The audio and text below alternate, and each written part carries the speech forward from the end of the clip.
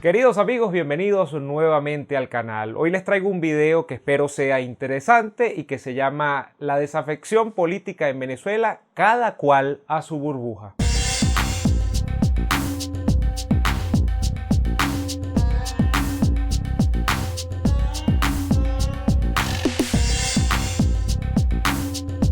The Thinkers, estudio creativo. Todo lo ocurrido en el año 2019 con el famoso mantra de Juan Guaidó y con la despiadada también resistencia que ha protagonizado Maduro y todo su séquito, han llevado a que hacia finales de ese año 19 y hacia comienzos de este año 2020, comencemos a ver que en la sociedad venezolana cada quien se está ocupando de lo suyo. ¿Qué significa que cada quien se ocupe de lo suyo? Que la gente se está apartando de los asuntos públicos, la gente se está relegando a sus espacios privados.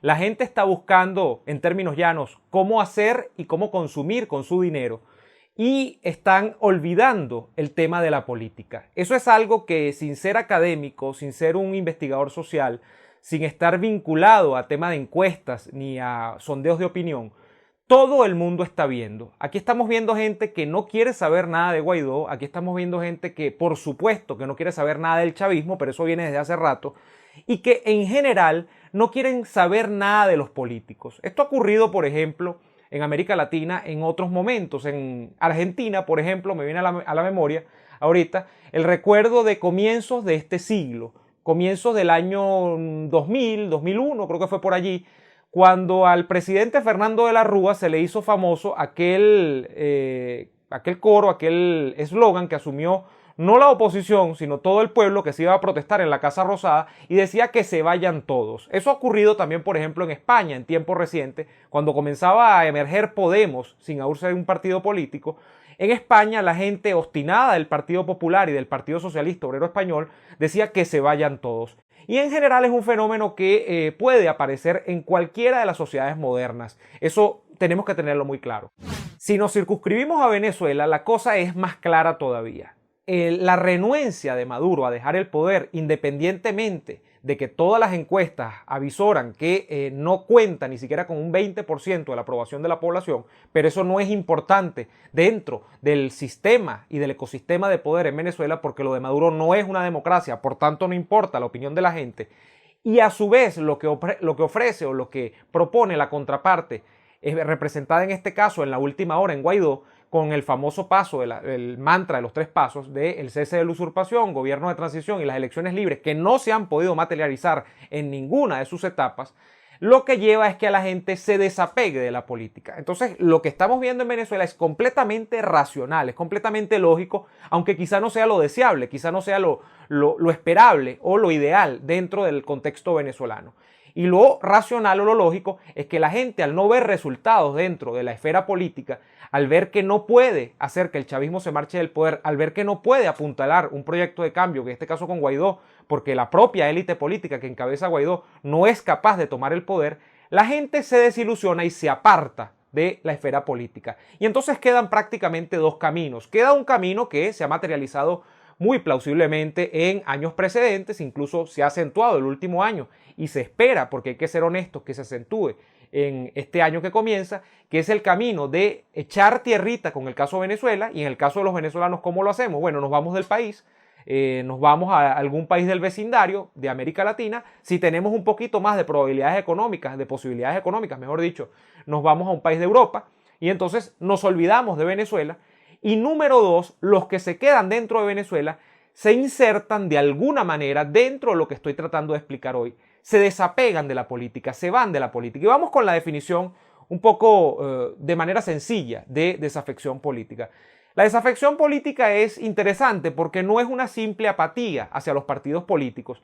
Hay veces que dentro de los sistemas políticos, lo que llaman desalineación partidista, la gente deja de votar por un partido, pero a su vez empieza a votar por otro partido. Entonces existe el famoso voto castigo dentro de las sociedades. La gente agarra y dice: yo he votado durante 20 años por los demócratas en los Estados Unidos, o he votado durante 30 años por el PP en España, y voy a dejar de votarlo. Entonces, ¿qué voy a hacer? Lo voy a castigar, voy a votar por su contrario. En el caso de en Estados Unidos, probablemente uno que votaba a los demócratas comienza a votar a los republicanos. Y en España, uno que votaba al PP se brinca la acera y empieza a votar por el Partido Socialista Obrero Español, o si está absolutamente hastiado de los dos, consigue una tercera opción dentro del esquema y empieza a votar, no sé, por Ciudadanos o por Podemos o por alguno de estos partidos.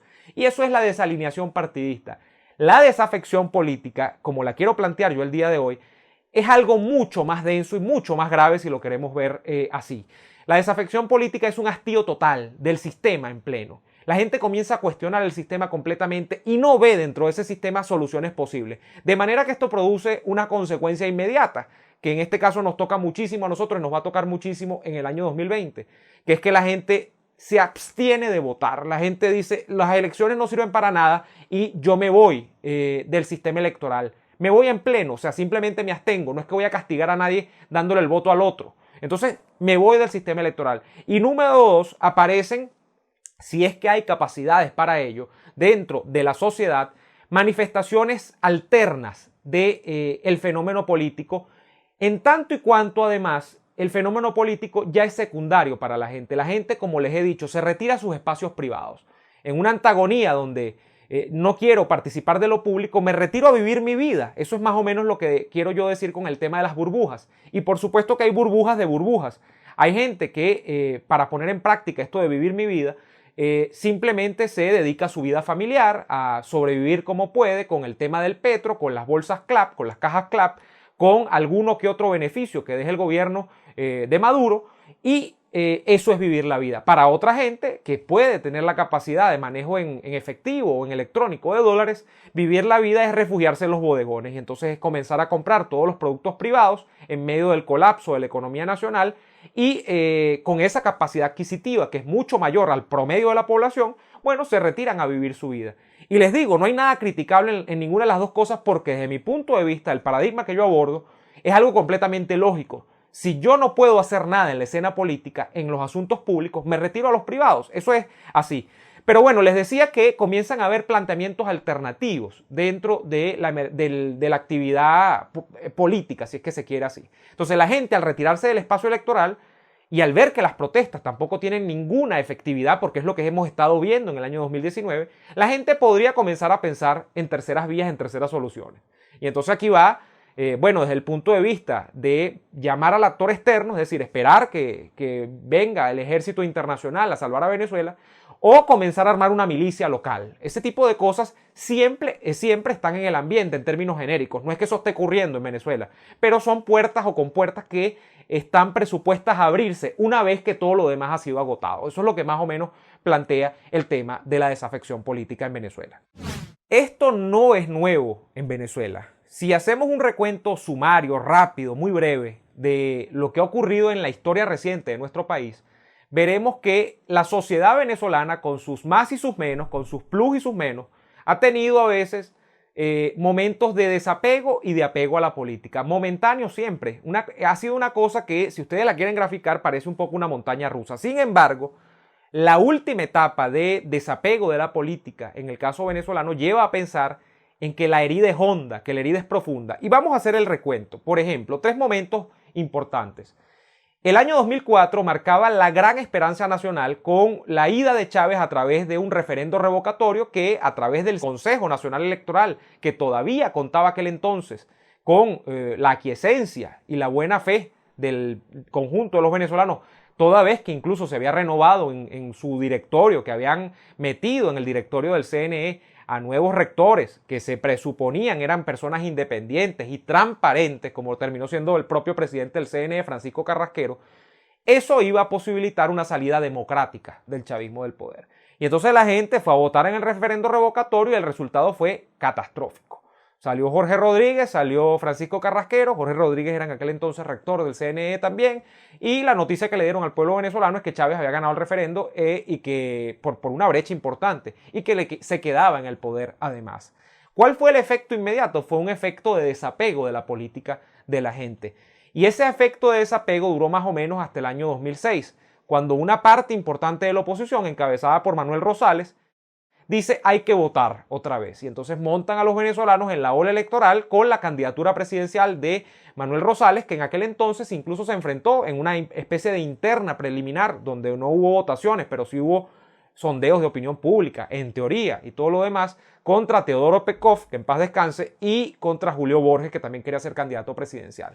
Manuel Rosales termina siendo el candidato presidencial, historia corta, le dan una paliza, supuestamente, porque el sistema electoral venezolano es absolutamente dudable en cuanto a su procedencia y sus ejecuciones, y lo que corresponde a continuación es una nueva oleada dentro de esa montaña rusa que tiene picos de energía o picos de ánimo y, por supuesto, bajadas, declives dentro de ese ánimo, una nueva etapa de desánimo nacional, de desapego de la política que dura coincidencialmente 2 años como duró la anterior, hasta 2008, cuando una parte de la oposición le vuelve a decir a la sociedad venezolana que es opositora al chavismo, que adversa a Hugo Chávez, que hay que votar en las elecciones regionales del año 2008. Una parte de la oposición todavía no creía en eso, pero la mayoría de la misma, o al menos la mayoría partidista, dice hay que votar y la oposición termina rasguñando algunas gobernaciones en el año 2008.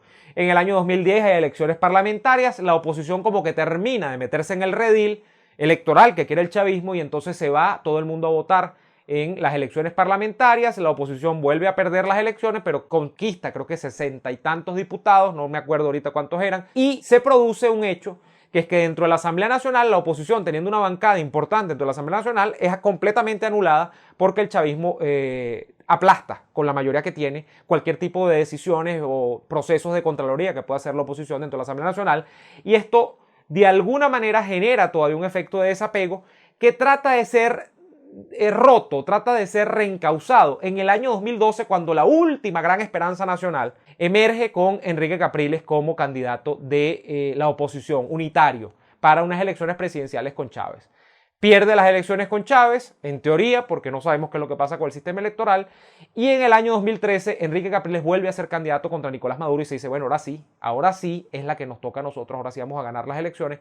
Vuelve a ocurrir lo que ocurre y allí, que es que Maduro evidentemente tiene un manejo extrañísimo de las elecciones donde gana por 1%, números más, números menos, 1%. Y desde el año 2013, si nos ponemos a ver, la gente ha dejado de creer completamente ya en las elecciones. Entonces, lo que ha ocurrido luego, bueno, es como se dice por ahí en temas de manejo de cosas, manejo de daños. Lo que ha ocurrido es un manejo de daños desde aquel entonces hasta hoy. ¿Qué hemos visto luego de eso? Bueno, luego han aparecido los momentos de protesta. El año 2014 fue el año de la salida con Leopoldo López, María Corina y Ledesma. Fue un momento de mucha intensidad de calle, con tranca de avenidas, tranca de calles, en urbanizaciones de Caracas, en algunas ciudades del país. Luego ocurre el año 2017, donde la protesta de calle vuelve a ser protagonista. Por cierto, en el año 2014 y en el año 2017 muchos muertos producto de la represión. Y entonces tenemos básicamente los dos grandes mecanismos de la interacción de la oposición con la política agotados, porque el año 2018 y el 2019 fueron lo mismo. En el año 2019 hubo mucha protesta acompañando a Juan Guaidó también, y desde el año 2013 esa actividad de calle que llega hasta el año 2019, y desde el año 2004 hasta el año 2012 con la actividad fuerte en términos electorales, que también luego ha proseguido porque las elecciones no han parado en Venezuela. Pero los dos grandes caminos, el camino electoral y el camino de la protesta masiva, esa gente que dice al gobierno solo lo tumba la calle y la calle sin retorno, han fracasado en Venezuela. En Venezuela no ha podido ni la protesta sostenida ni la participación a pie juntilla en elecciones deponer al chavismo. Entonces, por eso es que yo creo que esta ola que viene a continuación de desafección política, en términos generales, es la más preocupante. Estamos frente a un momento donde lo que está ocurriendo es eso, la gente o bien se va del país o la que se queda en el país, entonces termina resolviendo como puede, incorporándose de lleno a sus espacios privados y abandonando los espacios públicos. ¿Es lo deseable? Por supuesto que no es lo deseable. ¿Es lo lógico? Temo ser muy fuerte, temo ser muy áspero con ustedes, pero es lo lógico. Nadie va a perder su tiempo, va a gastar sus energías y va a gastar sus horas hombre en causas perdidas. Y lamentablemente el año 2020 en Venezuela, si de alguna manera se asoma que va hacia dónde va, que es nuevamente una elección parlamentaria que va a dividir otra vez a la oposición, yo auguro un triste fracaso para quienes adversamos al chavismo. Y lo auguro porque yo soy uno que no va a votar. Y lo auguro porque el otro mecanismo, que es abstenerme de votar e ir solo a la calle, tampoco puede procurar ninguna solución. Entonces, este no es un video para dar soluciones, este no es un video para dar propuestas ni asomar qué es lo que creo yo que se debe hacer con Venezuela, que más o menos quienes siguen mi línea argumentativa saben cuál es mi línea de diagnóstico y mi línea de propuesta, si es que cabe, dentro de lo que yo puedo proponer, dentro de mis limitaciones. Pero es sobre todo un video para alertar sobre un fenómeno que veo que va cabalgando en la sociedad venezolana, y ese fenómeno se llama desafección política. Bueno amigos, les agradezco por ver este video, les agradezco por apoyarme, a quienes me apoyan en patreon.com, mi cuenta en Patreon es patreon.com/neoadolfo, allí pueden tener acceso a material que solo publico en la cuenta de Patreon y también me ayudan, porque ese es el objetivo mayor, me ayudan a seguir manteniendo a flote mi línea de producción, digámoslo así, en el canal de YouTube. Me ayudan a seguir manteniendo el contenido fresco. Todo el tiempo está sacando contenido para ustedes en mi canal de YouTube y en mis redes sociales. Les agradezco también por suscribirse al canal, por activar la campanita, todo esto acá abajo, y por darle me gusta al video, difundirlo en sus redes sociales, en su Twitter, a través de sus contactos de WhatsApp. Muchas gracias por hacerlo y sin más que decirles, me despido. Hasta la próxima.